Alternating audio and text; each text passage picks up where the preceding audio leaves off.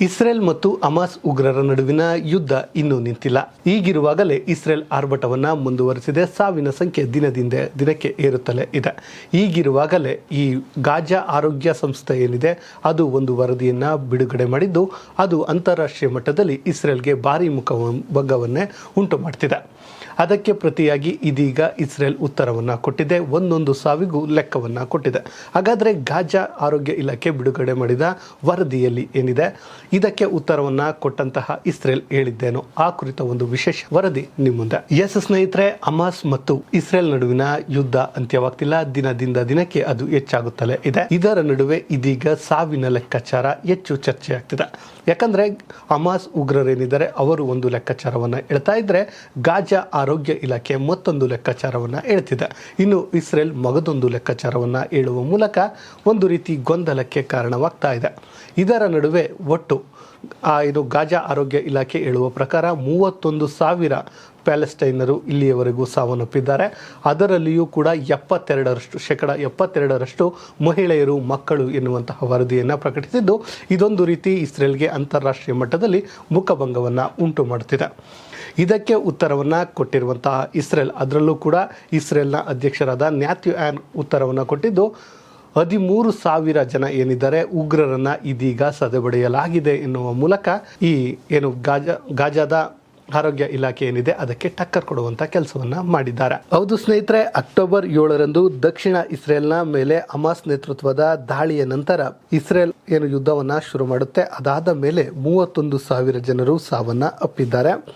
ಅದಷ್ಟೇ ಅಲ್ಲದೆ ಇಸ್ರೇಲಿಗರು ಒಂದು ರೀತಿ ನಕಲಿ ವಿಜಯಿಗಳು ಎನ್ನುವಂಥ ಮಾತನ್ನ ಹಮಾಸ್ ಉಗ್ರರು ಹೇಳಿದ್ದಾರೆ. ಇನ್ನು ಬೆಂಜಮಿನ್ ನ್ಯಾಥ್ಯೂಯಾನ್ ಏನಿದ್ದಾರೆ, ಜರ್ಮನಿಯ ಬಿಲ್ಡ್ ಪತ್ರಿಕೆಯೊಂದಕ್ಕೆ ಸಂದರ್ಶನ ನೀಡುವ ಸಂದರ್ಭದಲ್ಲಿ ದಕ್ಷಿಣ ಗಾಜಾದ ರಫಾ ಇಸ್ರೇಲ್ ಆಕ್ರಮಣವನ್ನು ವಿಸ್ತರಿಸುವುದು ಹಮಾಸನ್ನು ಸೋಲಿಸಲು ಸುಲಭ ಮಾರ್ಗ ಎಂದಿದ್ದಾರೆ.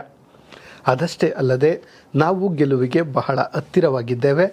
ಒಮ್ಮೆ ನಾವು ರಫಾದಲ್ಲಿ ಉಳಿದಿರುವಂತಹ ಭಯೋತ್ಪಾದಕ ಬೆಟಾಲಿಯನ್ಗಳ ವಿರುದ್ಧ ಮಿಲಿಟರಿ ಕ್ರಮವನ್ನು ಪ್ರಾರಂಭಿಸಿದ್ದೇ ಆದರೆ ಇದು ತೀವ್ರ ಹೋರಾಟದ ಮುನ್ನಡೆಯಾಗುತ್ತೆ. ಅದಷ್ಟೇ ಅಲ್ಲದೆ ಹಲವು ಹಂತದಲ್ಲಿ ಈ ಉಗ್ರರು ಅಂತ್ಯವನ್ನು ಗೊಳಿಸಬಹುದಾಗಿದೆ. ಅದಷ್ಟೇ ಅಲ್ಲದೆ ಇನ್ನು ಕೇವಲ ವಾರಗಳ ಪ್ರಶ್ನೆ ಮಾತ್ರ ಉಳಿದಿದೆ ಎಂದಿದ್ದಾರೆ.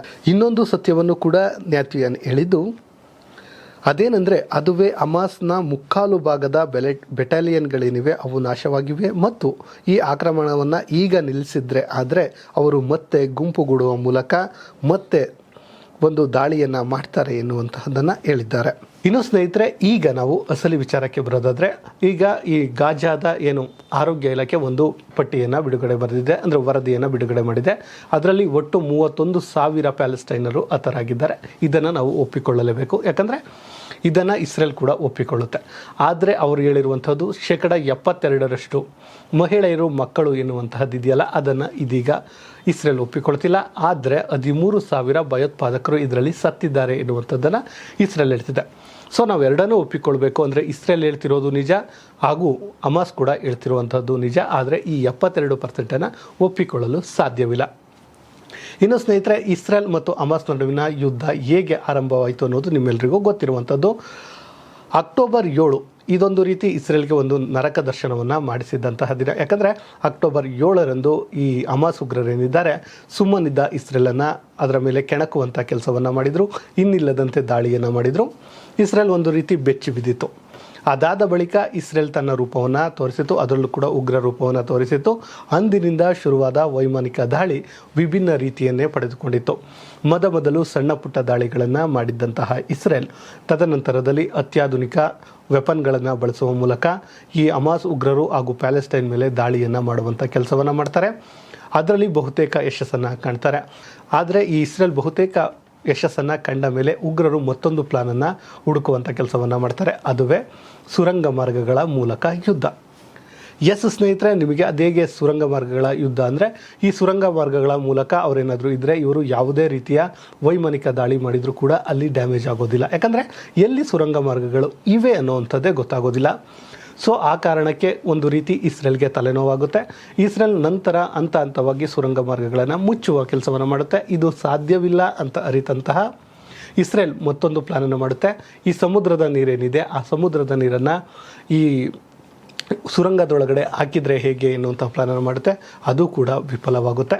ಅದೇ ಕಾರಣಕ್ಕೆ ಸುರಂಗದೊಳಗಡೆ ನುಗ್ಗಿ ಹೊಡೆಯುವಂಥ ಕೆಲಸವನ್ನು ಮಾಡುತ್ತೆ. ಅದೇ ಕಾರಣವಾಗಿ ಇದೀಗ 13,000ಕ್ಕೂ ಹೆಚ್ಚು ಜನರು ಹತರಾಗಿದ್ದಾರೆ. ಈ ರೀತಿ ಯುದ್ಧವನ್ನು ಮಾಡ್ತಿರ್ಬೇಕಾದ್ರೆ ಮತ್ತೊಂದಂದರೆ ಈ ಹಮಾಸ್ ಉಗ್ರರಿಗೆ ಬೆಂಬಲವಾಗಿ ನಿಂತಿದ್ದು ಈ ಅರಬ್ಬಿ ಸಮುದ್ರದಲ್ಲಿ ಹಾಗೂ ಈ ಕೆಂಪು ಸಮುದ್ರದಲ್ಲಿ ದಾಳಿಯನ್ನು ಮಾಡಿದಂತಹ ಯೆಮೆನ್ ಬೆಂಬಲಿತ ಹೌತಿ ಉಗ್ರರು ಮತ್ತು ಇರಾನ್ ಬೆಂಬಲಿತ ಉಗ್ರರು ಇಂತಹದ್ದೊಂದು ಈ ಹಮಾಸ್ ಉಗ್ರರಿಗೆ ಸಹಾಯವನ್ನು ಮಾಡಲು ಮುಂದಾಗ್ತಾರೆ. ಆಗ ಇಸ್ರೇಲ್ಗೆ ಸಹಾಯವಾಗಿ ಬಂದಿದ್ದೆ ಅಮೆರಿಕ ಮತ್ತು ಇಂಗ್ಲೆಂಡ್. ಹೌದು ಸ್ನೇಹಿತರೆ, ಈ ಎರಡೂ ದೇಶಗಳು ಈ ಕೆಂಪು ಸಮುದ್ರದಲ್ಲಿ ಕೆಂಪು ಉಗ್ರರ ಆರ್ಭಟವನ್ನು ನಿಲ್ಲಿಸುವಂತಹ ಕೆಲಸವನ್ನು ಮಾಡ್ತಾರೆ. ಈ ಕಡೆ ಅರಬ್ಬಿ ಸಮುದ್ರದಲ್ಲಿ ಭಾರತ ಅವರ ಆಟಾಟೋಪಕ್ಕೆ ಬ್ರೇಕ್ ಹಾಕುವಂಥ ಕೆಲಸವನ್ನು ಮಾಡುತ್ತೆ. ಆ ರೀತಿಯಾಗಿ ಈ ಯುದ್ಧದ ಒಂದು ಪರಿ ಬದಲಾಗುತ್ತೆ. ಇಂತಹ ಸಂದರ್ಭದಲ್ಲಿ ಇದೀಗ ಇಸ್ರೇಲ್ ಮತ್ತೆ ಯುದ್ಧವನ್ನು ಮುಂದುವರೆಸಿದ್ದು ಬಹುತೇಕ ಗೆಲುವಿನ ಹಂತದಲ್ಲಿದೆ. ಇಂತಹ ಸಮಯದಲ್ಲಿ ಸಾವಿನ ಲೆಕ್ಕಾಚಾರವಾಗ್ತಾ ಇದ್ದು, ಅದರಲ್ಲೂ ಕೂಡ ಇಸ್ರೇಲ್ ಹೇಳ್ತಾ ಇದೆ 13,000 ಭಯೋತ್ಪಾದಕರು ಸಾವನ್ನಪ್ಪಿದ್ದಾರೆ. ಅಂದರೆ ಇತ್ತ ಹಮಾಸ್ ಉಗ್ರರು ಹೇಳ್ತಾ ಇದ್ದಾರೆ ಅವರು ಇಸ್ರೇಲ್ನವರು ಏನಿದ್ದಾರೆ ಅವರೊಂದು ರೀತಿ ನಕಲಿ ವಿಜಯಿಗಳು, ಸುಮಾರು 72ರಷ್ಟು ಮಹಿಳೆಯರನ್ನು ಕೊಂದಿದ್ದಾರೆ ಅಂತಿದ್ದಾರೆ. ಒಟ್ಟಿನಲ್ಲಿ ಸ್ನೇಹಿತರೆ, ಇಬ್ಬರು ಹೇಳ್ತಿರೋದು ಸತ್ಯ, ಆದರೆ ಯುದ್ಧ ನಿಲ್ಲೋದು ಇಲ್ಲಿ ಮುಖ್ಯ ಅಷ್ಟೇ. ಇಂತಹದ್ದೇ ಸುದ್ದಿಗಾಗಿ ಸದಾ ನೋಡ್ತಾ ಇರಿ ಲೈನ್ ಟಿವಿ ಕನ್ನಡ.